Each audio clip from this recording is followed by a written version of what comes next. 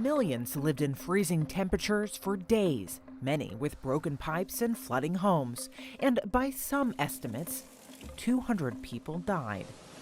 You want answers, and so do we, but getting them hasn't been easy.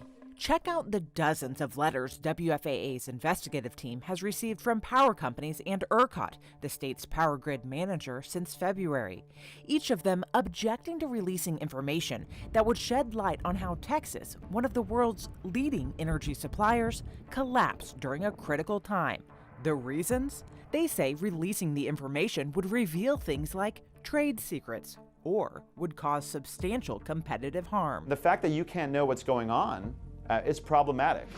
As a board member of the Transparent and Accountable Government Coalition, Arif Panju fights for government transparency in Texas. And for people at home, they want answers. And the easiest way to get those answers is with the Public Information Act. The Public Information Act allows the public to see what state government is up to. If you want to see the government's emails, budgets, audits, you can, but the entity that holds the information must be public. In court documents like this one, ERCOT claims it is a public entity and therefore is entitled to immunity, meaning you can't sue ERCOT for certain things.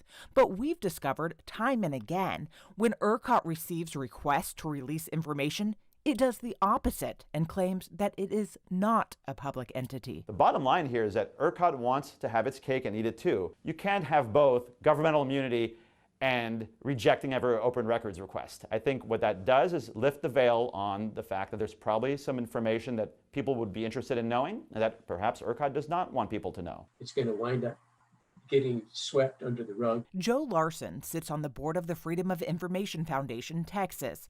Ever since the 2011 power grid failure, he's been fighting for transparency in Texas. Unless the public is involved in the review and discussion regarding how this gets fixed, it isn't going to get fixed. Even ERCOT's website includes pages of items considered protected information. Weatherization plans are one of them.